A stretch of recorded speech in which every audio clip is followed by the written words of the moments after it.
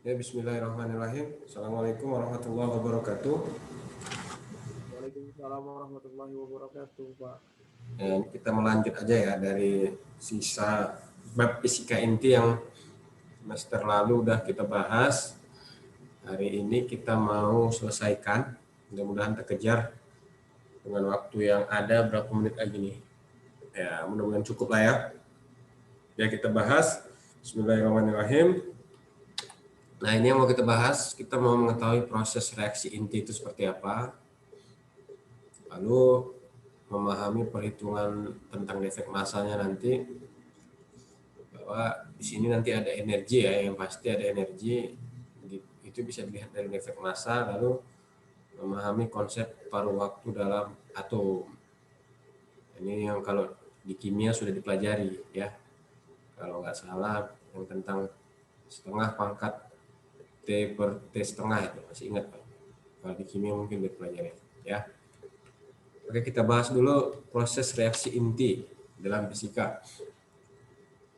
Ya, Bapak tulis dulu reaksi inti. Jadi reaksi inti itu merupakan ada suatu atom, katakan atom X, ya kan? Dia ditembakkan suatu partikel sinar alfa gitu misalnya. Ya. Maka dia akan menghasilkan partikel baru yang kita nggak tahu ya kan gitu. Dengan pasangannya mungkin aja beta kan, yang kita nggak tahu. Jadi dari proses reaksi ini, X ini ya nggak tahu ya atomnya apa, Y juga nggak tahu hasilnya apa gitu ya. Ini masih sekedar pemisalan aja. Ketika ada atom ditembakkan, ini namanya alfa, ini partikel alfa ini 42 biasanya ya. Nomor masanya 4, nomor atomnya 2 kan gitu. Masih ingat nih ya. Biasanya ini disebut helium ya kan. Ketika ini bereaksi, maka dia menghasilkan atom baru. Nah, proses reaksi ini menghasilkan inti baru lagi kan gitu. Ini ada inti atom di sini. Katakan ini A, ini Z. Di sini juga menghasilkan A, di sini Z. Ya. Bapak yakin secara kimia kalian udah belajar ini, ya kan? Lalu ini karena ini udah dikasih tahu sinar beta itu kalau nggak salah 0 min 1 kan. Jadi di sini biar nampak bedanya, nih A1, ini Z1, ini A2, ini Z2. Ini sekedar penamaan ya. Maka dalam reaksi inti, jumlah nomor massa yang sebelah kiri, atom-atom sebelah kiri itu harus sama dengan jumlah nomor massa atom-atom sebelah kanan. Kasih warna merah. Ini gabungan A1 dengan 4 itu jumlahnya harus sama dengan A2 dengan nomor massanya si elektron atau beta gitu kan. Ini contoh ya. Berarti dalam reaksi inti A1 tambah 4 itu harus sama dengan A2 tambah 0. Nah, nanti dari sini kita bisa tahu nilai A1 atau A2-nya. Begitu juga untuk yang di bawah. Yang bawah biasanya nomor atom ya kan? Nggak salah Bapak kan? Soalnya Bapak guru fisika. Kalian udah belajar kimia ya kan? Salah nggak Bapak? Pas ya? Enggak, Pak. Pas, Pak. Ini nomor atom kan? Nah, ini dijumlahkan dengan yang ini, yaitu si 2, harus sama dengan Z1 dengan yang di sini. Kira-kira gini. Z1 ditambah 2 itu harus sama dengan Z2 ditambah min 1. Ya. Jadi itulah kalau di fisika ya simpel aja gitu aja, karena kita yang mau kita lihat adalah energi nanti. Energi yang dihasilkan dari proses ini. Jadi setiap terjadinya proses ini, baik fusi maupun fisi ya kan, nanti ada dua jenis, fusi atau fisi. Fusi penggabungan menghasilkan nomor massa mungkin yang lebih besar gitu kan, atau fisi membuat dia menjadi inti atom yang lebih kecil-kecil gitu kan. Nah, proses ini melepas atom menghasilkan energi.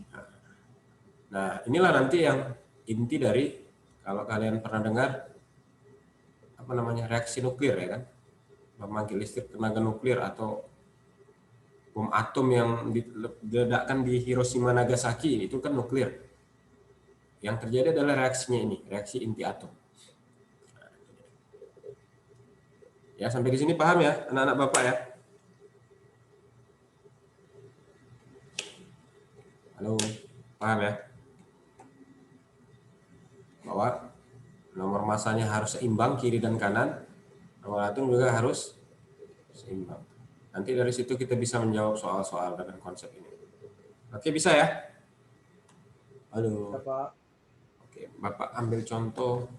Ada perlu Kak contoh ya? Ini ya, contohnya misalnya N, nitrogen itu nomor masanya berapa ya? 17 ya? Atau 14 ya? 14. 14, Pak. Nomor atomnya 7 ya? Cocok kan? Bapak ini ingat-ingat lupa ini.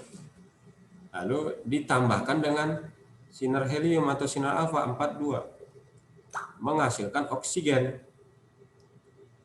Oksigen itu berapa? 17 ya? Nomor ininya berapa? Bapak lupa. Misalnya aja lah ya, kita hanya sekedar ingin tahu konsepnya aja ya. 8 gitu ya. Kawannya ada X, A, Z. Nggak diketahui nomor massa dan nomor atomnya. Kalau seandainya ada pertanyaan, atom apakah si X?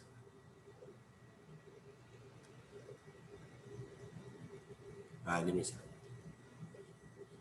aja nih. Bapak ngarang-ngarang ini, angkanya bisa jadi salah ya. Kalau oksigen 17,8 cocok nggak nih? Kayaknya cocok aja lah ya. Orang kita untuk contoh aja ya. Ya. Jadi misalnya gini, ini kan tadi si A1. Ini si helium tadi 4 ya kan? Berarti sebelah kiri jumlah bagian nomor masanya itu harus 18. 14 tambah 4 kan 18 kan? 14 tambah 4 itu harus sama dengan 17 ditambah A. Nah, kita harus tahu nomor massa dan nomor atom agar kita tahu mendeteksi siapa ini si X ini kan gitu. Hasilnya di sini 18, 17 tambah A. Oh, dari sini kita tahu A itu 1 ya kan? Oh, ini 1. Lalu kita mau nyari nomor atom. Di sini ketahuan bahwa nomor atom yang di sebelah kiri itu 9 kan, di sini jumlahnya. Sementara di sini 8. Berarti biar sama si Z-nya juga 1. Nah, dari sini kita bisa tahu si X itu nomor massanya 1, nomor atomnya 1. Siapakah dia? Ayo, siapa dia Nina?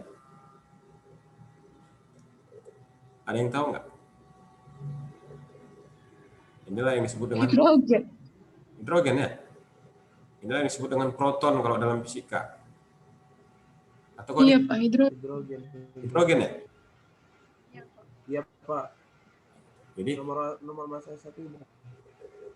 jadi dari sini, dari reaksi ini menghasilkan apa namanya? Zat-zat baru ya kan? Ini lagi. Jelas ya?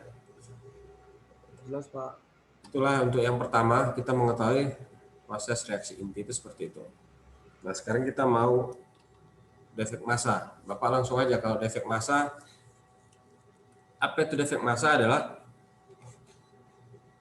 massa yang ditulis dalam satuan SMA ya, satuan massa atom. SMA itu satuan massa atom. Ini langsung Bapak kasih ke contoh soal aja. Satuan massa atom. Jadi udah ada sih ketetapannya untuk masing-masing atom itu. Mungkin di tabel kimia juga ada ya. Tapi ini sebagai contoh, misalnya untuk hidrogen, nih hidrogen H42 gitu kan. Maka nomor massa SMA-nya 4,00260 gitu. Ini contoh ya. Oksigen itu 16,99913. Jadi biasanya hampir mendekati nomor massanya ini yang di atas, ya kan? Hidrogen yang tadi kita ketemukan 11, nah ini dia mendekati nomor massanya. Jadi apa itu defek massa? Kita mau bahas defek massa.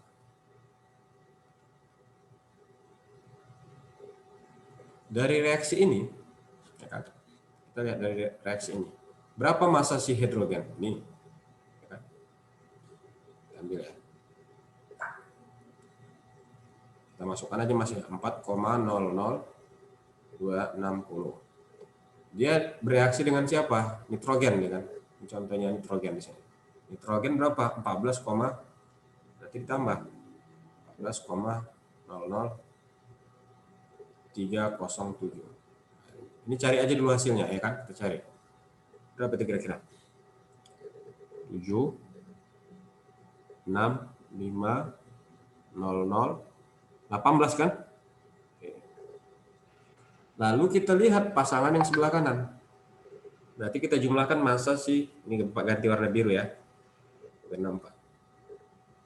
Warna biru si oksigen nih. Berapa massanya? 16,99913. Ditambah dia bereaksi dengan si hidrogen. Hidrogen itu 1,00783. Satuannya SMA ya, nggak usah Bapak tulis ya. Yang penting kalian sudah tahu SMA. Kita jumlahkan. Kita lihat ada nggak perbedaan ya. Kita lihat 6 dijumlahkan 9, 16, naik 1 ya kan. Tuh 10, naik 1, 10, naik 1, 18. Nah, kalau kita lihat dari ini ya sekilas, pintas, sebelum reaksi dan sesudah reaksi ada selisih nggak? Ada nggak? Terlihat nggak kira-kira ada selisih? Ada selisih massanya kan? Itulah defek massa. Ya kan? Coba kita kurangkan. Ternyata di sini yang lebih besar adalah yang setelah ya kan? 800,696 dikurang 18,00567. Berapa itu hasilnya kira-kira? 18-nya udah pasti habis kan? Tinggal 9. Berarti 0,00 ya kan? 00. Sini 9. Tinggal 82. Nah, ini dia. 0,00029 SMA. Inilah yang disebut dengan defek apa tadi? Defek massa. Ternyata ada selisih, ya kan? Antara reaksi sebelum dan sesudah yang terjadi pada inti atom. Nah, inilah nanti yang menghasilkan energi. Ini energi. Satu SMA itu setara dengan, nah diperhatikan, 931 mega elektron volt. Wah, ini besar nih. Jadi reaksi nuklir itu besar energinya, ya kan? Ini aja nggak sampai 1 gram ini, kalau 1 SMA itu nggak sampai 1 gram. Dia menghasilkan energinya sebesar ini kalau 1 SMA. Jadi kalau dengan defek massa yang ini, yang selisihnya 0,0029, berapa energi yang dilepaskan? Berarti kan ada energi yang dilepaskan sebelum dan sesudah kan gitu. Nah, kita lihat berarti energinya berapa. Energinya berarti defek massa tadi dikali 1 SMA itu berapa? 931 mega elektron volt. Maka kalau kita kalikan, ini 0,00029 dikali 931. Nah, kira-kira berapa? Coba ya Bapak kalikan pakai kalkulator aja biar cepat ya. 0,00029 kali 931.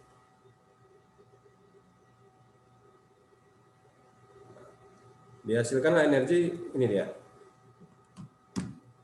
Nah, ya. Berarti dia menghasilkan energi. Kenapa? Karena sesudahnya lebih besar massanya dibanding sebelumnya. Berapa itu? 1,2099 mega elektron. Nah, ini besar kan?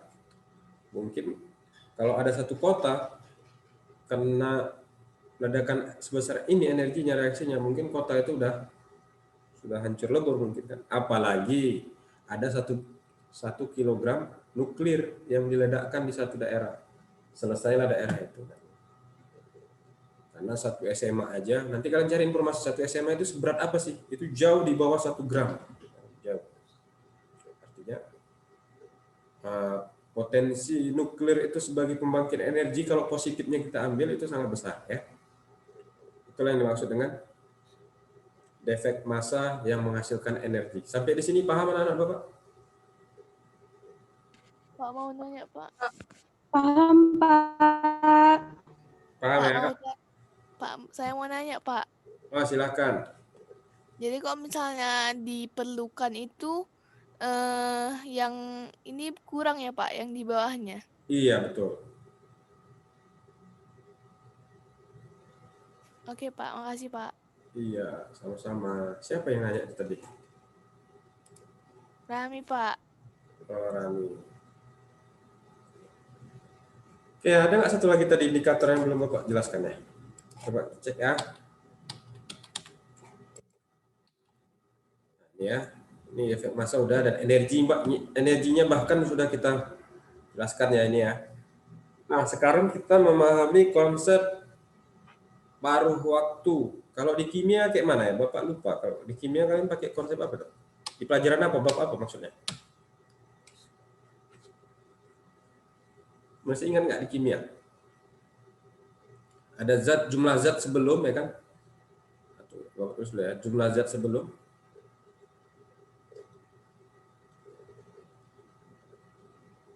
Dan jumlah zat sesudah.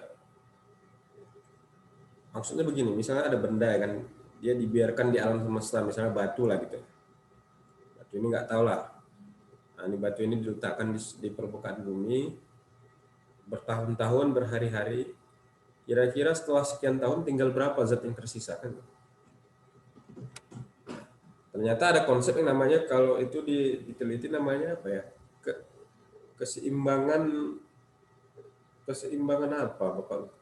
Dia macam pohon ya, dia punya kakek, punya anak, punya cucu. Yang itu nanti turunlah menjadi konsep waktu paruh ya kan? Apa itu waktu paruh? N sesudah dibagi N sebelum. Itu sama dengan setengah dipangkatkan usianya per waktu paruhnya. Ya. Nah, kita buat kesepakatan dulu biar supaya, karena buku-buku masing-masing beda-beda. T ini T usia, T besar Bapak buat waktu paruh.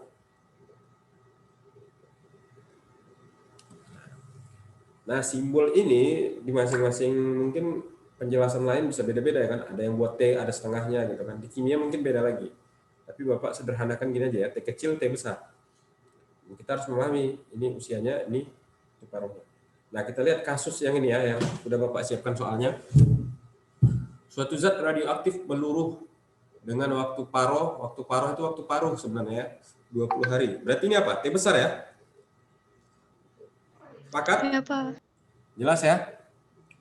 Agar zat radioaktif hanya tinggal 1/8 saja dari jumlah asalnya, maka berapa usianya? Ya kan? Artinya berapa waktu yang diperlukan untuk mencapai proses ini? Artinya gini, N0 itu sama dengan 1/8 dari N mula-mulanya. Terbalik ya. Ini N akhir NT, N mula-mula N0. Nah, gitu ya. Nah, tinggal kita substitusi, berarti N0-nya kita ganti jadi 1/8 NT per NT itu sama dengan setengah dipangkat T per waktu paruhnya berapa tadi? 20 ya. NT-nya bisa dicoret. Nah, sekarang kita tinggal sisanya apa? 1/8 sama dengan setengah T per 20. Sampai sini paham ya? Paham, Pak. Nah, bilangan pokoknya samakan. Apa itu bilangan pokok ini? Si setengah tadi kan? Di sini bilangan pokoknya 1/8. Buat sama jadi setengah. Jadi kira-kira biar supaya 1/8 setengah itu pangkat berapa? 3. Pangkat 3, Sir. Cocok ya? Cocok, Sir. Ini setengah. Harus pangkat T per 20. Nah, setengahnya selesai, coret. Maka 3 itu sama dengan T/2.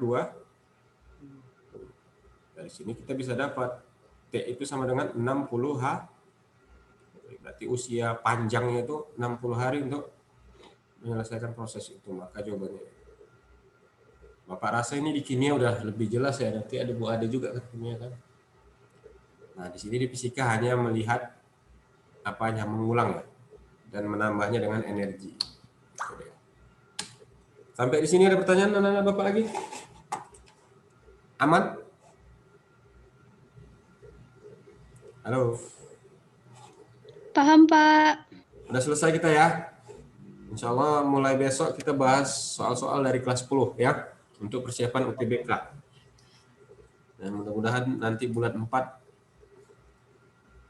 kita bisa mengejarnya ya dengan materi-materi yang ada. Gitu ya.